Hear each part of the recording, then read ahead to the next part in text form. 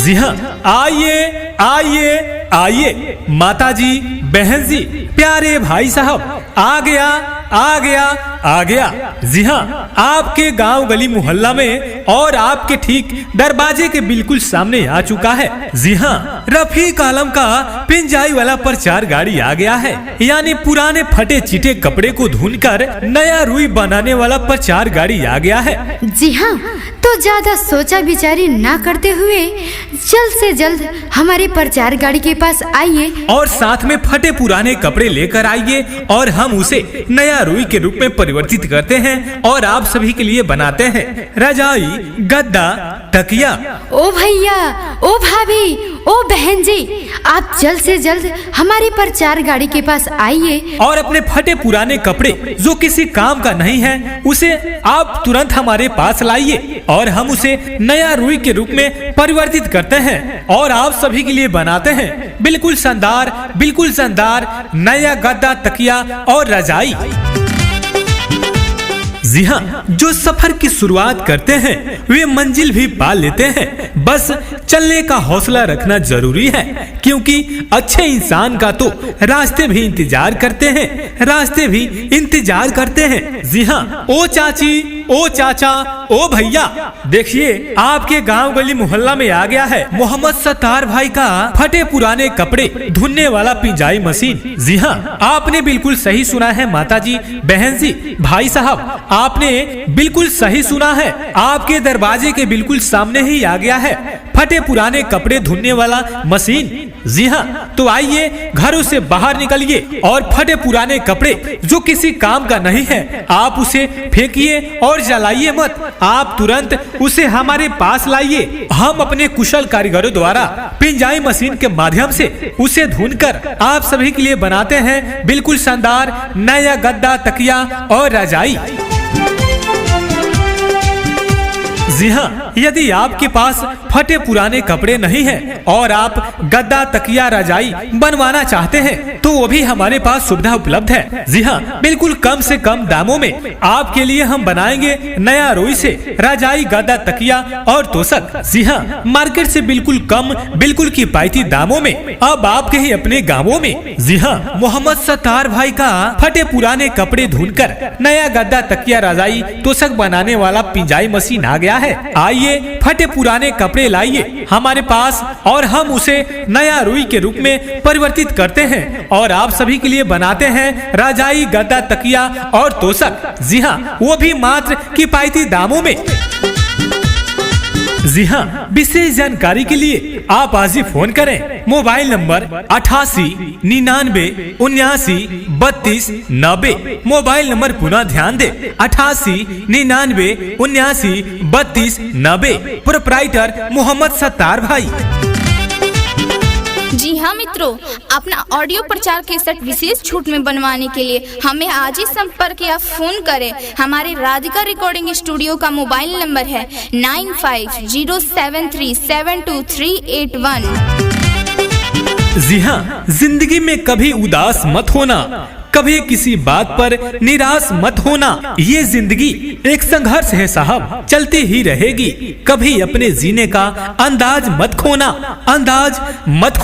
जी हाँ, आ गया अब आपके दरवाजे के बिल्कुल सामने ही आ गया है मोहम्मद सत्तार भाई का पुराने फटे चिटे कपड़े धुलने वाला पिंजाई मशीन। जी हाँ, तो आइए और फटे पुराने कपड़े लाइए हमारे पास और हम उसे नया रुई बनाकर आप सभी के लिए बनाते हैं रजाई, गद्दा, तकिया और तोशक। हर एक कलर, हर एक डिजाइन में बनवाइए तकिया, तोशक, गद्दा और रजाई। जी हाँ, आइए और हाथों हाथ बनवा कर ले जाइए रजाई, गद्दा, तकिया और तोशक।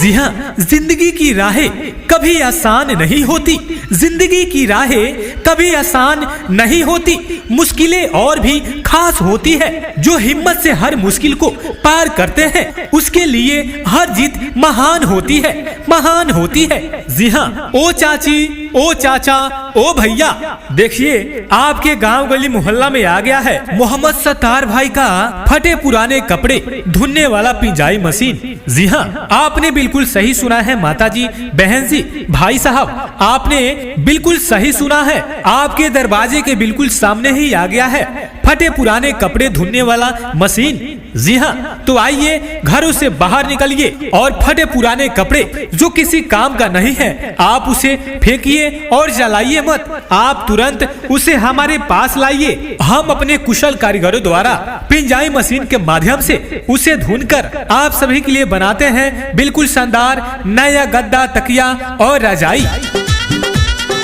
जी हाँ, विशेष जानकारी के लिए आप आज ही फोन करें। Mobile number 88 99 79 32 90। मोबाइल नंबर पुनः ध्यान दे, 88 99 79 32 90। प्रोप्राइटर मोहम्मद सत्तार भाई। अरे बाबू, आए बेटा सुनो, अपना गौवा में केकर पर 4 गाड़ी आई बा कि इतना हल्ला भइल बा, आ सारा लोग दौड़ के ओजा जाता, कुछ बताइब। अरे का ए चाचा, का तहरा नइखे मालूम?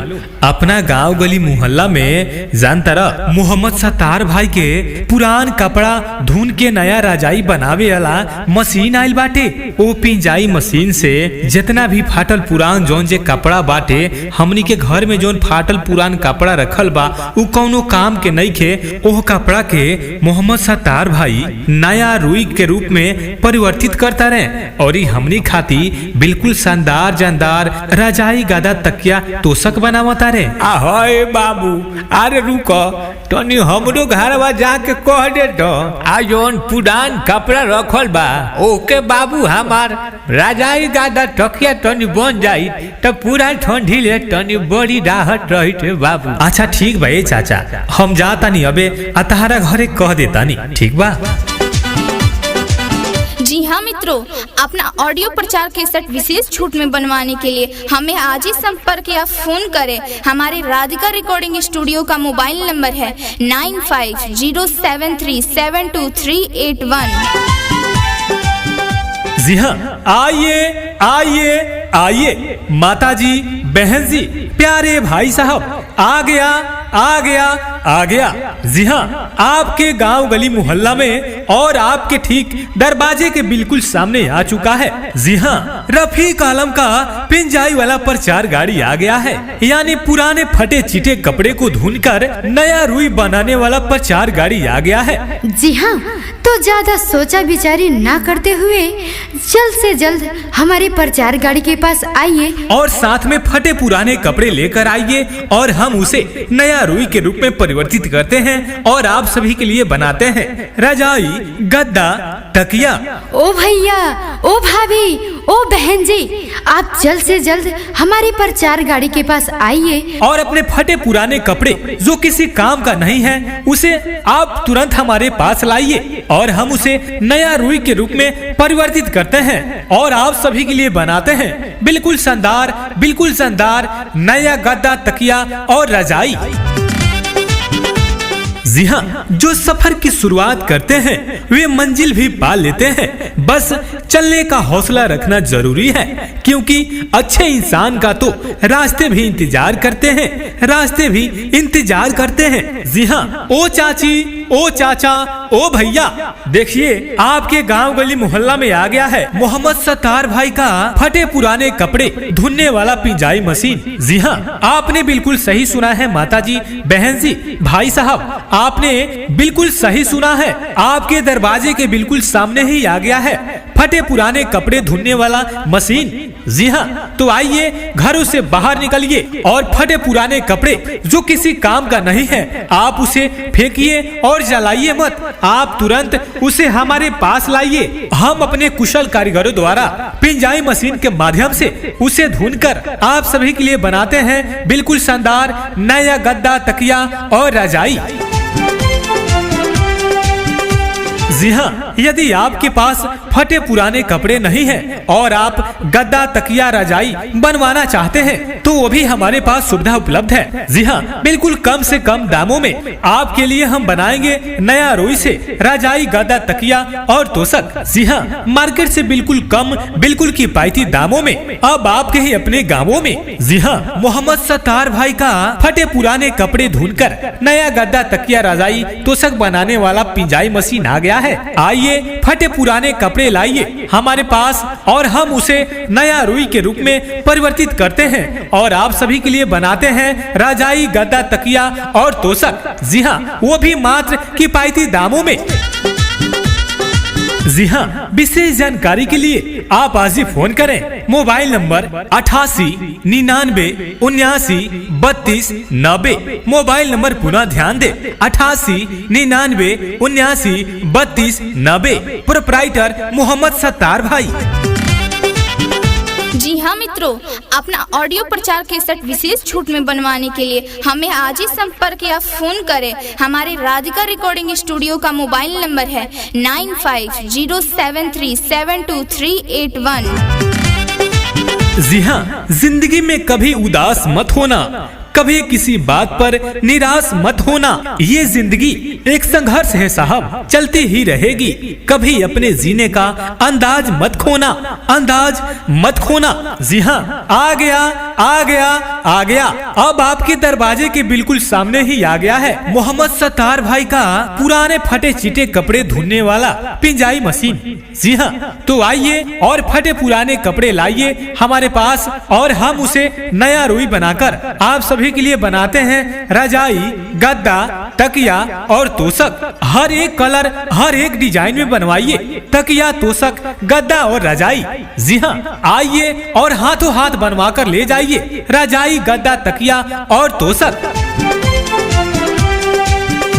जी हाँ, जिंदगी की राहें कभी आसान नहीं होती, जिंदगी की राहें कभी आसान नहीं होती। मुश्किलें और भी खास होती है। जो हिम्मत से हर मुश्किल को पार करते हैं उसके लिए हर जीत महान होती है, महान होती है। जी हाँ, ओ चाची, ओ चाचा, ओ भैया, देखिए आपके गांव गली मोहल्ला में आ गया है मोहम्मद सत्तार भाई का फटे पुराने कपड़े धुलने वाला पिंजाई मशीन। जी हाँ, आपने बिल्कुल सही सुना है माता जी, बहन जी, भाई साहब, आपने बिल्कुल सही सुना है। आपके दरवाजे के बिल्कुल सामने ही आ गया है फटे पुराने कपड़े धुलने वाला मशीन। जी हाँ, तो आइए घरों से बाहर निकलिए और फटे पुराने कपड़े जो किसी काम का नहीं है आप उसे फेंकिए और जलाइए मत। आप तुरंत उसे हमारे पास लाइए। हम अपने कुशल कारीगरों द्वारा पिंजाई मशीन के माध्यम से उसे धुनकर आप सभी के लिए बनाते हैं बिल्कुल शानदार नया गद्दा तकिया और रजाई।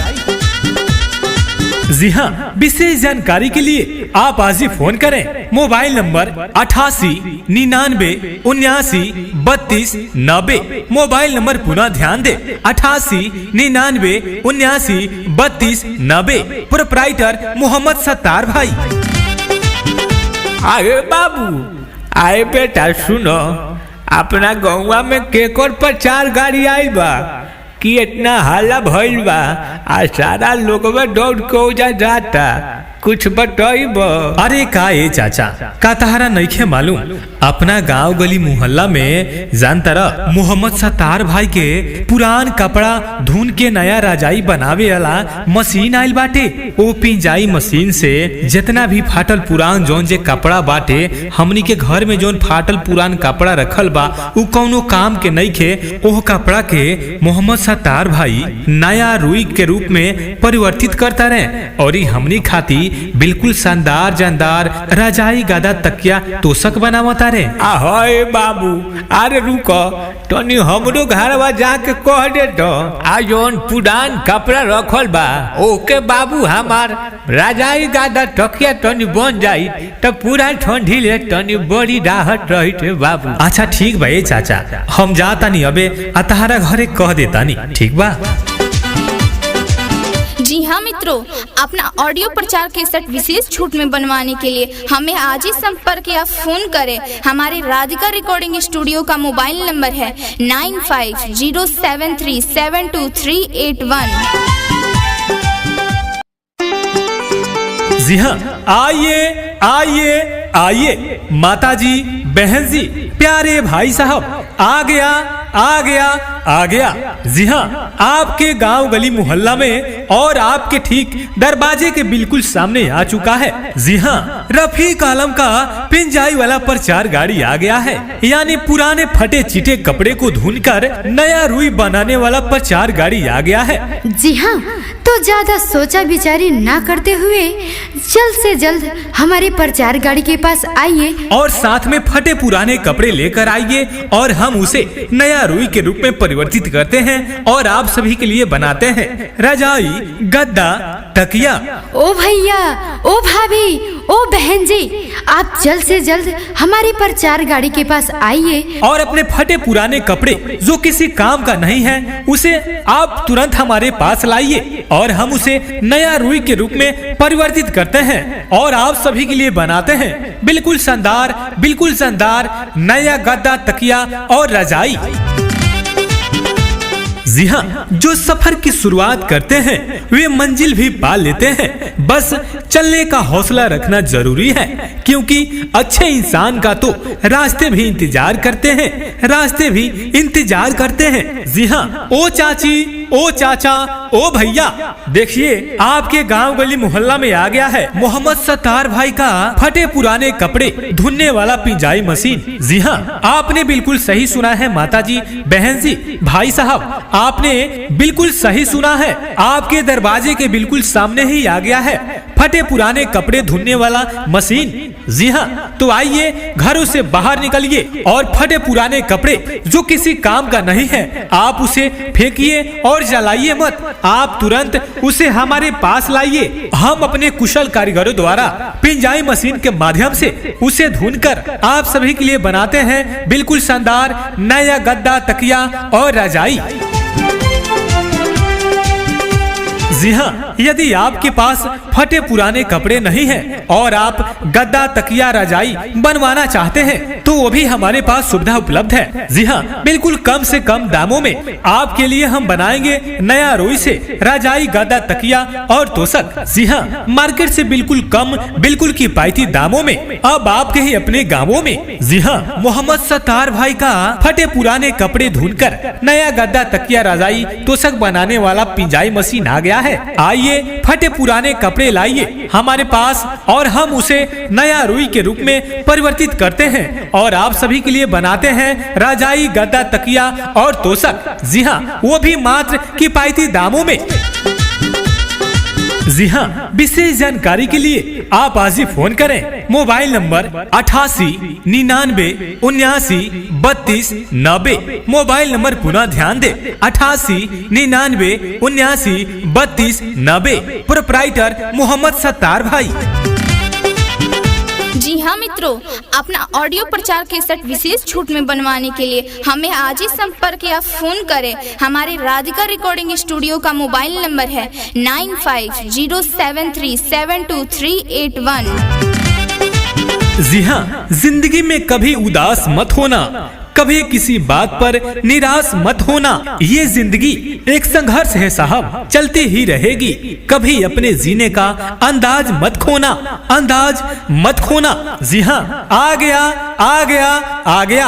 अब आपके दरवाजे के बिल्कुल सामने ही आ गया है मोहम्मद सत्तार भाई का पुराने फटे चिटे कपड़े धुलने वाला पिंजाई मशीन। जी हाँ, तो आइए और फटे पुराने कपड़े लाइए हमारे पास और हम उसे नया रुई बनाकर आप सभी के लिए बनाते हैं रजाई, गद्दा, तकिया और तोशक। हर एक कलर, हर एक डिजाइन में बनवाइए तकिया, तोशक, गद्दा और रजाई। जी हाँ, आइए और हाथों हाथ बनवा कर ले जाइए रजाई, गद्दा, तकिया और तोशक। जी हाँ, जिंदगी की राहें कभी आसान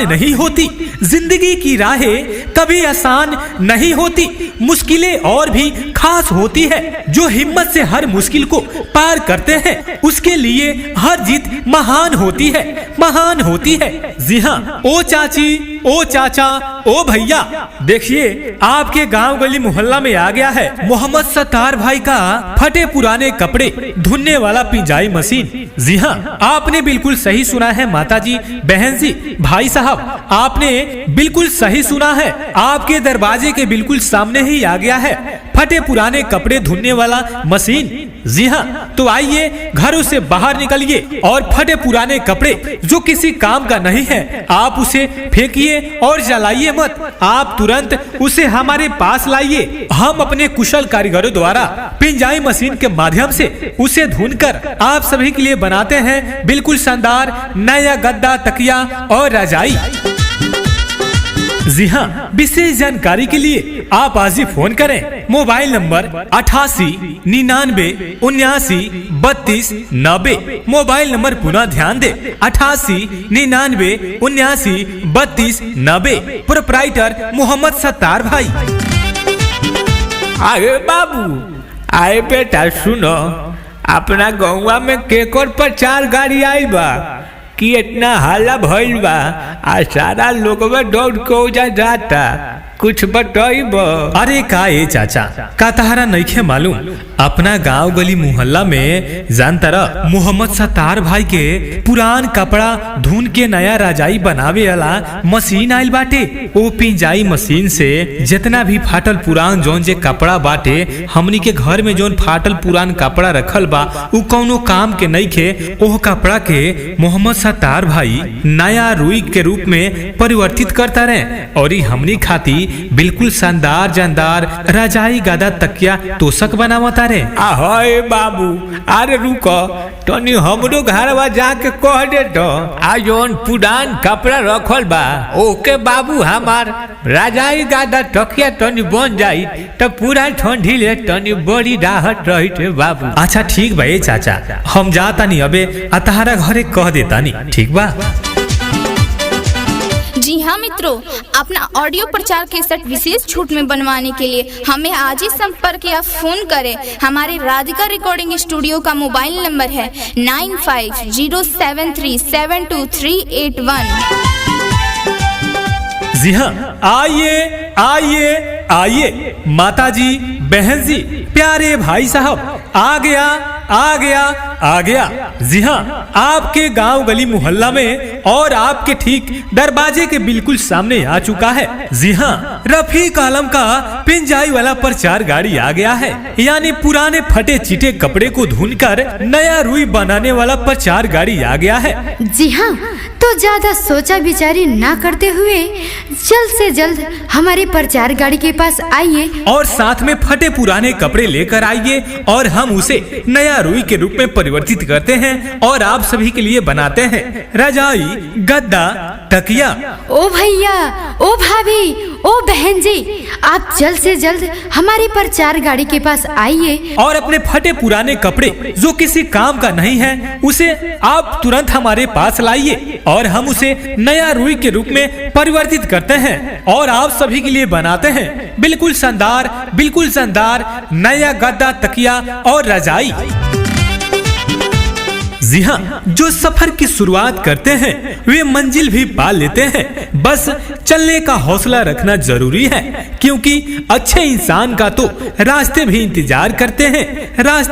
इंतजार करते हैं। जी हाँ, ओ चाची, ओ चाचा, ओ भैया, देखिए आपके गांव गली मोहल्ला में आ गया है मोहम्मद सत्तार भाई का फटे पुराने कपड़े धुलने वाला पिंजाई मशीन। जी हाँ, आपने बिल्कुल सही सुना है माताजी, बहन जी, भाई साहब, आपने बिल्कुल सही सुना है। आपके दरवाजे के बिल्कुल सामने ही आ गया है फटे पुराने कपड़े धुलने वाला मशीन। जी हाँ, तो आइए घरों से बाहर निकलिए और फटे पुराने कपड़े जो किसी काम का नहीं है आप उसे फेंकिए और जलाइए मत। आप तुरंत उसे हमारे पास लाइए। हम अपने कुशल कारीगरों द्वारा पिंजाई मशीन के माध्यम से उसे धुनकर आप सभी के लिए बनाते हैं बिल्कुल शानदार नया गद्दा, तकिया और रजाई।